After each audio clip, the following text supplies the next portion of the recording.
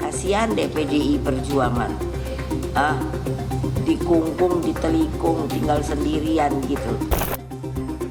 Ya barangkali susah beliau untuk maju dalam Pilkada DKI.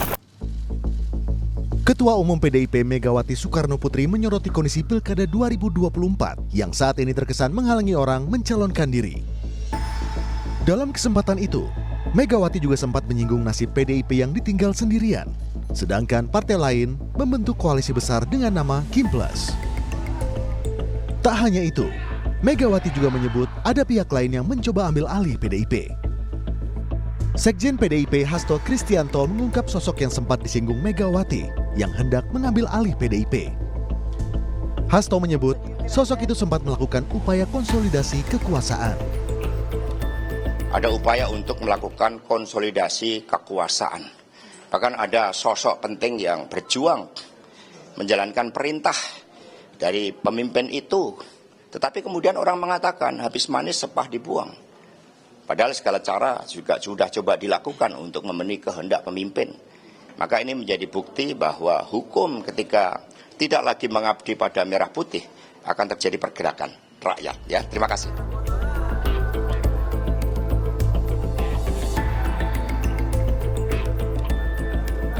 Tak hanya PDIP yang ditinggal, pencalonan Anies Baswedan di Pilgub Jakarta terancam kandas setelah Partai Nasdem menyatakan tak akan memberikan dukungan kepada Anies di Pilgub Jakarta.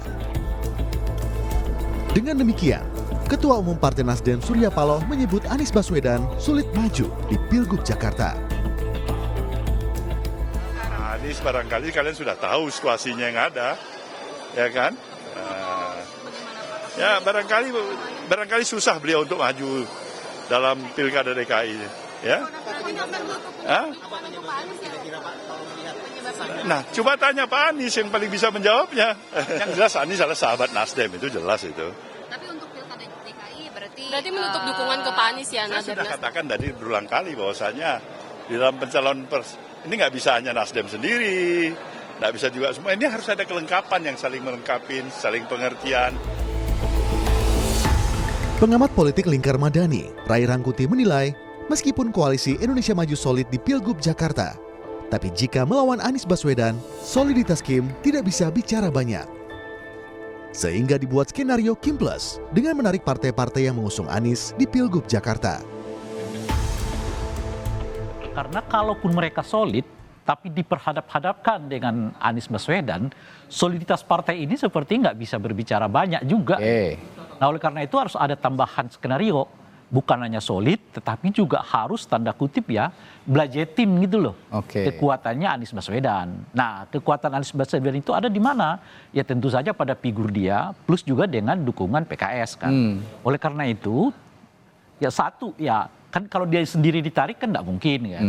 Tariklah kekuatan yang mendukung dia, salah satunya adalah PKS kan. Nah disitulah kemudian muncul istilah tenggat waktu lah, ya kan. Inilah itu sehingga memungkinkan PKS untuk masuk ke dalam Kim. Upaya mengadang Anies juga pernah dilakukan di Pilpres 2024. Polanya juga hampir sama dengan mengiming-imingi kursi kabinet kepada partai pendukung Anies. Jika upaya Kim Plus terwujud, lantas apakah pencalonan Anies Baswedan di Pilgub Jakarta akan kandas? Tim Liputan, Kompas TV.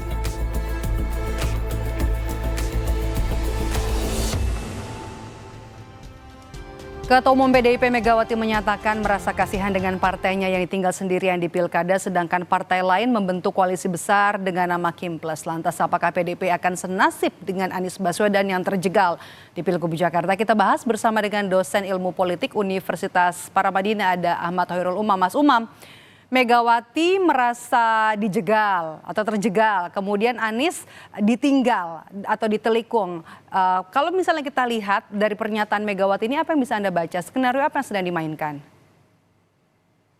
Ya, yang disampaikan oleh Bu Megawati, saya pikir itu adalah sebuah ekspresi kekecewaan sekaligus juga keprihatinan beliau dalam upaya untuk merespon realitas politik yang berkembang saat ini.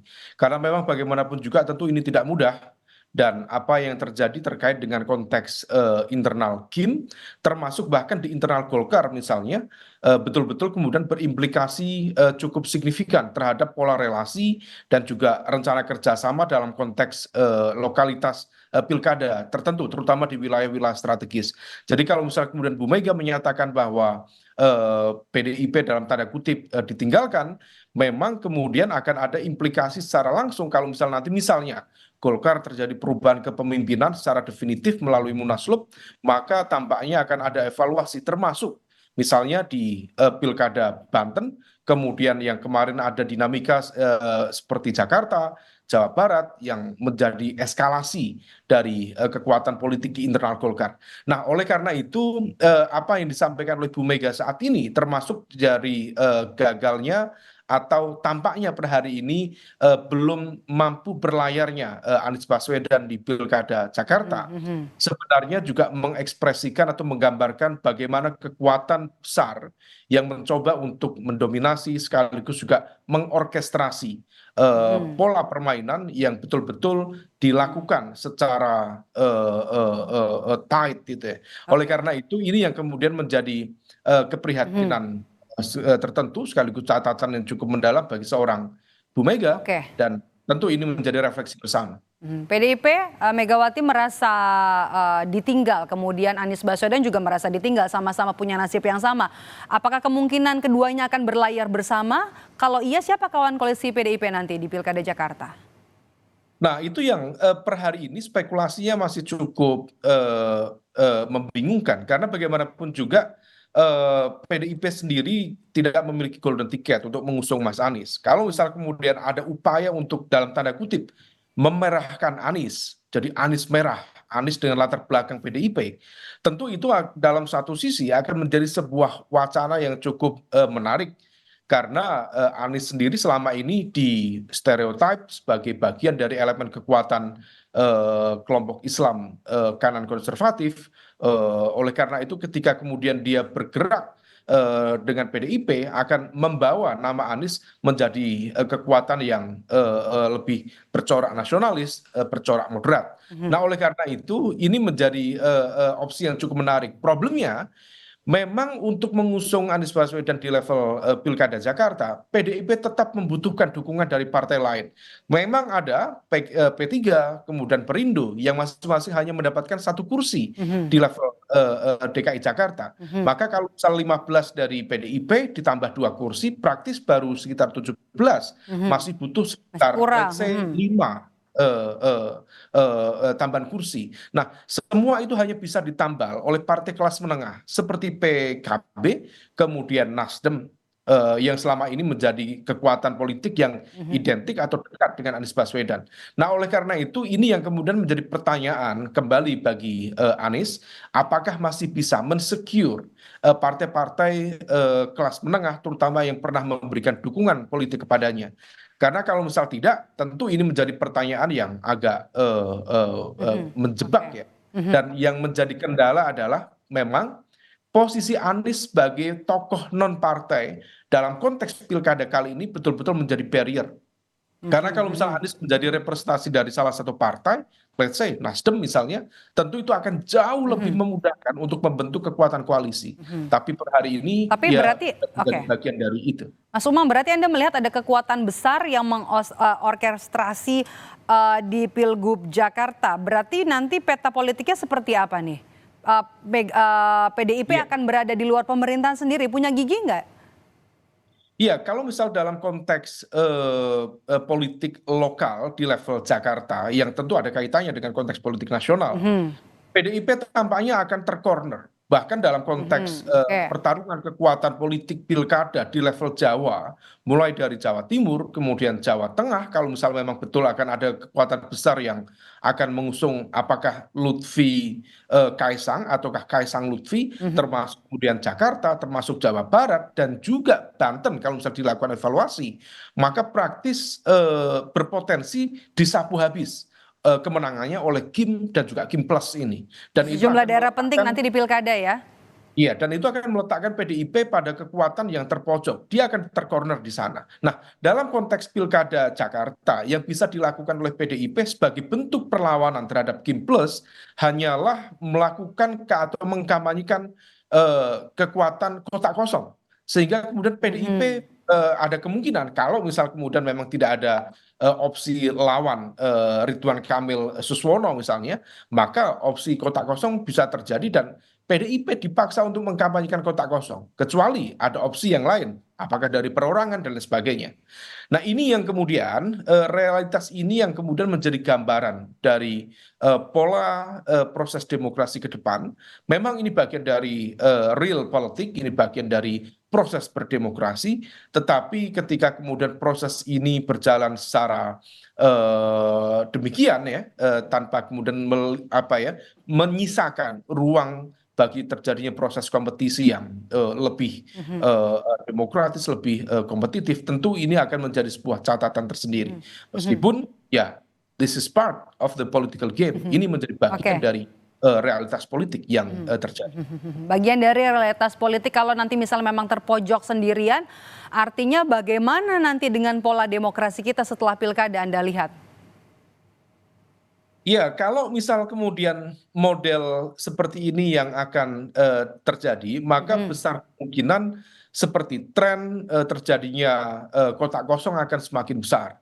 Dan hal itu tentu akan semakin membuka ruang penyeragaman dalam konteks kooptasi kekuatan politik, terutama pada level lokal yang kemudian bertalian dengan kekuatan besar di level nasional. Dalam konteks efektivitas pemerintahan barangkali akan menciptakan efektivitas karena persamaan orientasi politik, preferensi politik dari gerbong yang sama, barangkali ada efek positifnya. Tetapi yang kemudian perlu diantisipasi adalah ketika proses itu justru kemudian berimplikasi pada mekanisme check and balances dalam konteks pemerintahan, check and balances dalam konteks kekuasaan. Dan ini tentu akan berimplikasi cukup serius terhadap bagaimana kemudian bagaimana misalnya tata kelola pemerintahan yang baik, yang efektif akan terbentuk. Nah, ini yang tampaknya harus dijaga betul. Dan kalau misal memang PDIP tersisa the only one, satu-satunya yang berada di luar pemerintahan, ya ini adalah bagian dari tugas demokrasi dan juga tanggung jawab konstitusional. Mas Umam, menjalankan. Mas Umam, ada peluang dari PDIP untuk memerahkan Anies Baswedan. Bagaimana Anda melihat peluang ini Anies untuk bergabung dalam sebuah partai politik? Singkat saja, Mas Umam. Ya, realitas Pilkada Jakarta menegaskan bahwa Anies sebaiknya mempertimbangkan kembali posisinya sebagai tokoh non-partai. Karena kalau misal kemudian dia tetap menjadi kekuatan personal non-partai, maka dalam konteks pertarungan politik ke depan akan cukup merepotkan. Nah, apakah kemudian Anies akan mempertimbangkan menjadi bagian dari, let's say, Nasdem, ataukah justru menjadi bagian dari PDIP misalnya untuk mengoptimalkan peran di waktu yang tersisa ini di Pilkada Jakarta, tentu itu menjadi ranah kontemplasi yang bersangkutan. Tetapi kalaupun dalam konteks memerahkan Anies dalam konteks Pilkada Jakarta harus dihitung betul. Kalau misal kemudian memang ada potensi untuk berlayar dengan dukungan salah satu partai, tentu ini akan menjadi peluang yang sangat baik bagi seorang Anies Baswedan. Meskipun harapan itu harus ditimbang secara memadai, karena kalau misal optimisme itu tidak realistis, bisa terjadi. Dan satu hal, kalau misal masih ada salah satu partai di koalisi perubahan seperti Nasdem, kemudian PKB, termasuk PKS, yang ternyata berani melakukan manuver dengan ijtihad mengusung Anies Baswedan misalnya, mereka tampaknya juga harus menghitung konsekuensi. Jangan-jangan mereka juga akan bersiap dierlanggakan ke depan. Oke, baik, terima kasih. Kalau kita berkaca pada Pilgub Jakarta, sepertinya Anies Baswedan harus punya opsi atau memilih opsi nanti untuk bergabung di partai politik kalau nanti mau maju lagi dalam Pilpres. Terima kasih sudah bergabung bersama kami dan juga memberikan analisa di Rumah Pilkada hari ini, Mas Umam. Sehat selalu. Terima kasih, Bapak Ido.